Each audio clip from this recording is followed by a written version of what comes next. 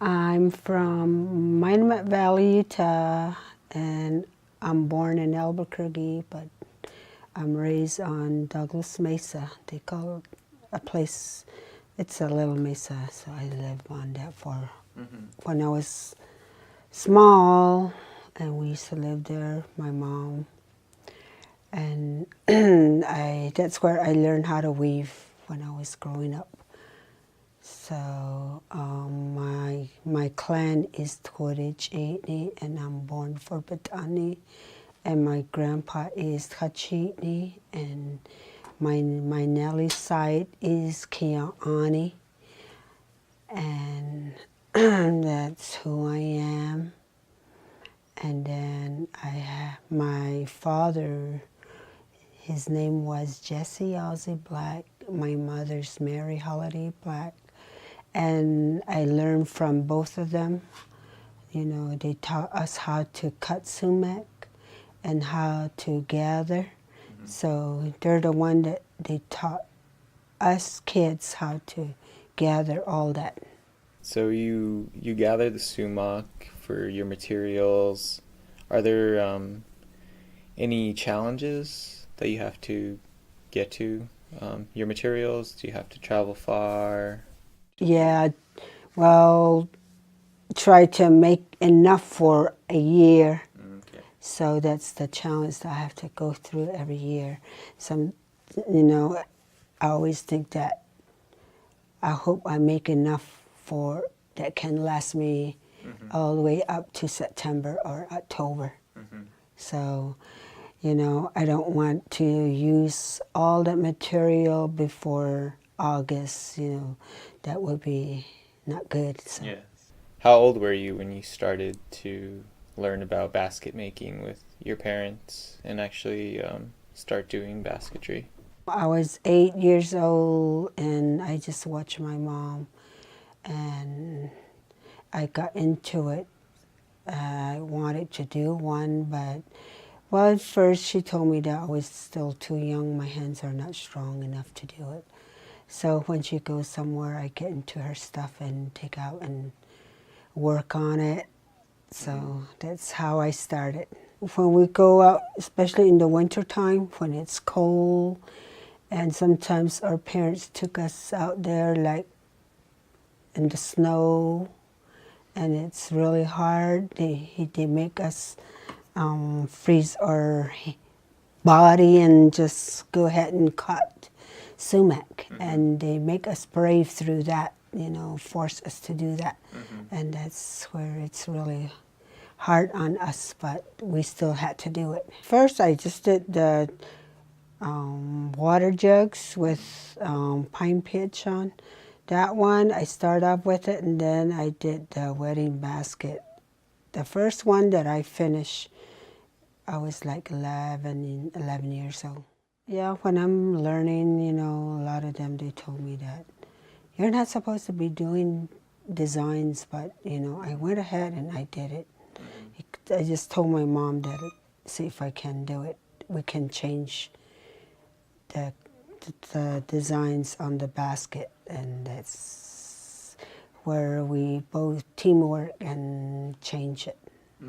Some of it, but not the whole thing. But the designs are still there, but you know, we just start doing designs on the basket. I start putting designs, and you know, all the different things that I put in, all designs, and I just think about it, and sometimes the designs are really hard to put it in the baskets, and you really want the design to come out the way you want it, but sometimes you really have to put it in, but sometimes designs won't come out the way it is, how you want it, but you still have to do it.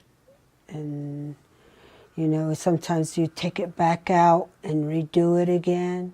If it doesn't come out, you still have to redo it again.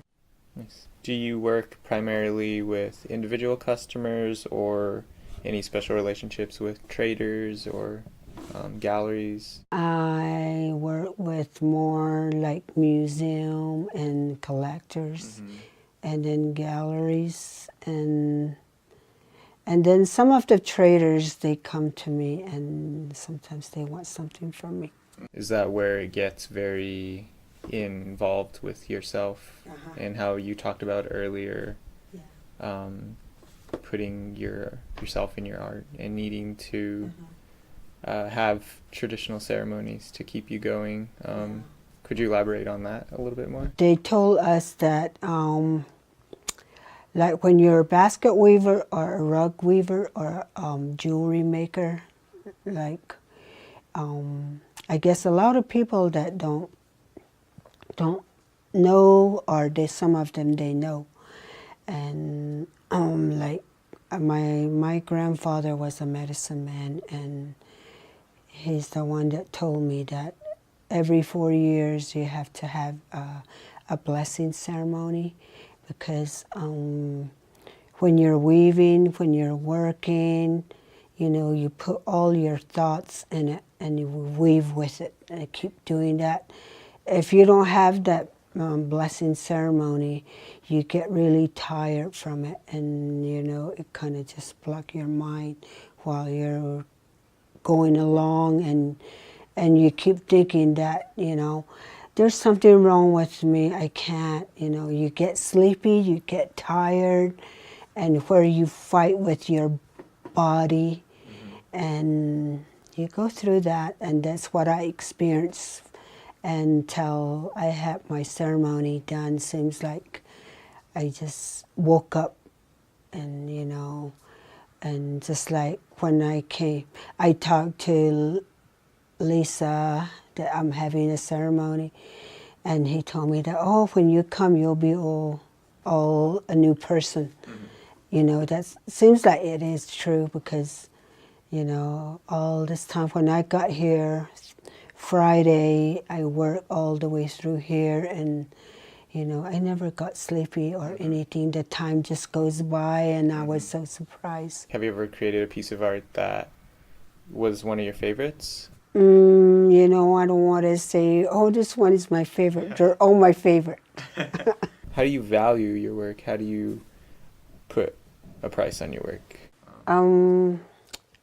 Well, all the work that I put in, all the time that I put in, and I, you know, what kind of pain I go through, you know, sitting on my butt, working with my fingers, and how much brain that I use, and you know, sometimes it's a lot of work, but you know, I know that it's my job, but I can't complain, but you know, and that's how I value my price. Do you remember your first piece that you sold? My first basket, I let my mom sell it for me. I was too shy to face that. So my mom's the one that sold one to, used to have a old trading post. There's a place called Old Jito, and I think that's where she sold it. Do you remember how old you were? About 11. How do you handle and approach your public relations with people who like your basketry? Well, I have to be nice, talk to them, and explain all the work that I put in, and you know, I just tell them how much work that I put in, and why I did this kind of designs, and so I just kind of express my feelings to them and talk to them, and just, you know, everything, the stories on the basket, I explain it to them, and that's how they think about it. And then if they like it, they come back to me. I always tell them that the basket that I make, they need a good home. And then when they buy it, and then they'll send me a picture of it, where they have it, where they put it. So I like that. When I teach them, I always tell them that, you know, if you really learn, if you do it, if you continue, it will help you. And it's going to support you too. Like, you know, I told them that that's how my income is. I'm self-employed, and I can, if I can do it, you guys can do it. Do you enjoy the freedom and the challenges of being a self-employed artist? Yeah, I do. I really like it. I guess that's what I chose to be. Awesome. All right, I think that concludes our interview. Så mycket tack. Oh, yeah, no.